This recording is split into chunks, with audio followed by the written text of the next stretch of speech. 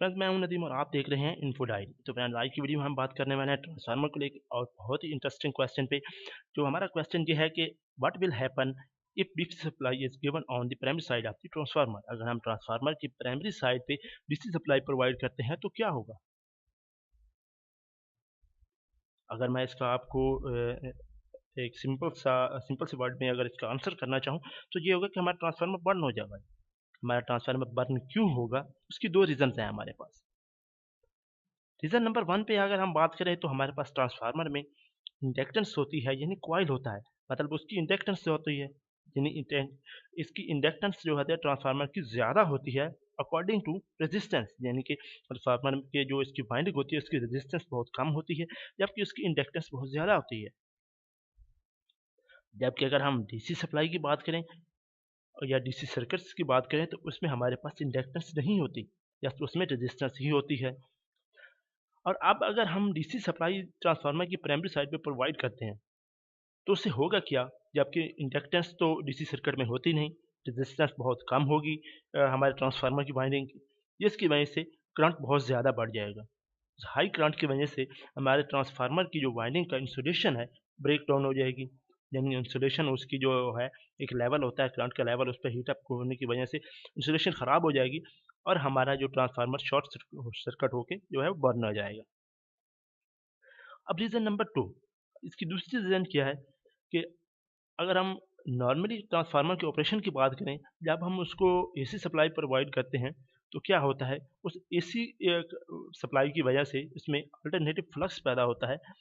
और क्योंकि primary side core पे होती है तो कोर में फ्लक्स जो होता है फ्लो करना शुरू कर देता है, और कोर की दूसरी साइड पे हमारे पास इसकी सेकेंडरी वाइंडिंग होती है। तो उस फ्लक्स की वजह से सेकेंडरी वाइंडिंग में जो है इलेक्ट्रिक करंट का फ्लो होता है, जिसकी वजह से हम जो है ट्रांसफार्मर की प्राइमरी साइड से सेकेंडरी साइड पे जो है वो पावर को जो है ट्रांसफ़र कर पाते हैं।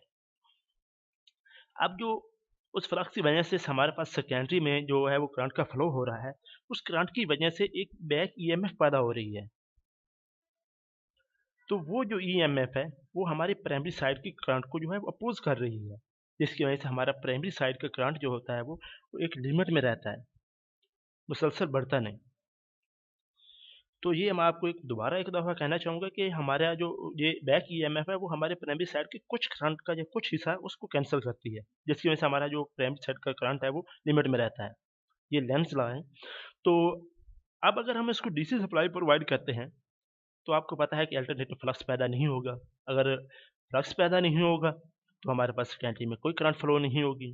अगर सेकेंडरी में करंट फ्लो नहीं होगा तो उसकी वजह से बैक ईएमएफ पैदा नहीं होगी, और वो बैक ईएमएफ ना अगर नहीं पैदा होती तो वो हमारे प्राइमरी साइड की करंट को कैंसिल नहीं करेगी, और हमारा प्राइमरी साइड का करंट जो है वो मुसलसल बढ़ता चला जाएगा, और एक लेवल ऐसा आएगा कि हमारा करंट बहुत ज़्यादा बढ़ जाएगा, और जिसकी करंट की वजह से हमारी जो वाइंडिंग है ट्रांसफार्मर की वो बर्न हो जाएगी।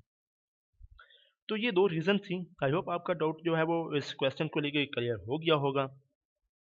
तो नेक्स्ट वीडियो तक इजाज़त दीजिए, और हाँ, जाने से पहले अगर आपने अभी तक हमारे चैनल को सब्सक्राइब नहीं किया तो जल्दी से सब्सक्राइब कर लीजिए और साथ में मौजूद बेल आइकन को दबाइए, ताकि हमारी तमाम जो वीडियोज़ हैं वो सबसे पहले आपको मिल सकें। और उसके बाद अगर आपको ये वीडियो अच्छा लगा है तो इसे लाइक कीजिए और अपने फ्रेंड्स से ज़रूर शेयर कीजिएगा।